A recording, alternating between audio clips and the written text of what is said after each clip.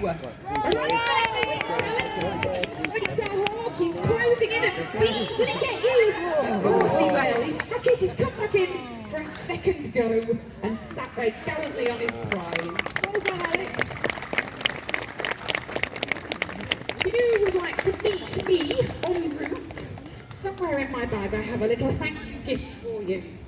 I want you to take very good care of this now. It's your own freshly laid hawk egg. It's called Kinder, so it has a name. And if you spend the rest of the afternoon sitting on it, Alex, I think something might hatch if you're very lucky. So thank you for your help and good luck with your project. Well done, young man. Oh, always thrilled to get a Kinder egg.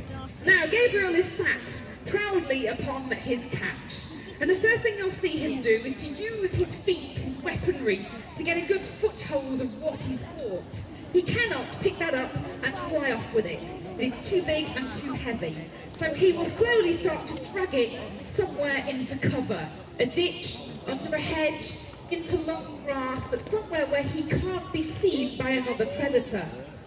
Once safe, he will start to pluck. He will merrily pull the feathers from the carcass to get through to the meat. And that gives the falconer just a small window of time to run like the clappers and find his bird sat on his supper. On arrival, the hawk doesn't step off and go, there you are, take it. That belongs to the hawk, so we have to work with the bird's instincts to part the two animals. The first thing we have to do is to work with the bird's vision. So we will go in on bended knee and we will cover and remove that prey from the hawk's sight. As long as that bird is still and is not visible, the hawk will now start to forget about it. That means that when I show my hawk some food, and it's the only thing the hawk can now see, it will automatically jump up and take the offering. And without even realising it, he's dropped his pheasant and now let go of it. In fact, now he's tugging into his dinner, he's completely forgotten that he ever caught a pheasant. What pheasant, he's thinking. Now that doesn't mean that he's not an intelligent creature, it just means that intelligence does not assist him in his survival. He works on instincts. Those instincts are pure, they're raw, they're primeval, and they're rather perfect. And it's the only reason why for 2,000 years man in this country has been able to work with these fab creatures. So please give Gabriel, my hawk, a big round of applause.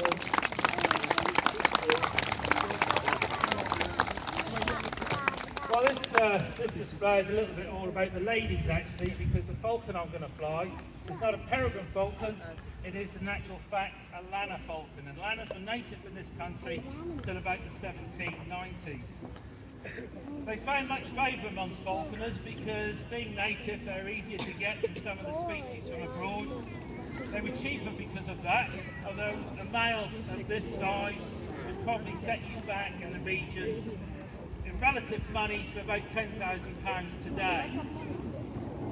If you wanted to catch something like red kite, crane and heron, well, you had a couple of alternatives. You could either send your bird trappers out to Greenland and come back with the Arctic gerfalcon, which we have one for you to see at the tent. Very big, bold falcon, capable of taking those species on its own. But then you're going to be looking at relative value to this today of about £250,000.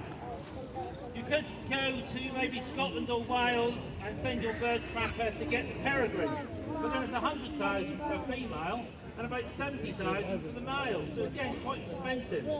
Lanners were cheap, still relatively expensive. You could be a poor man, but you could fly 3 of these together quite happily to bring a large bird out of the sky, and that's what many people did.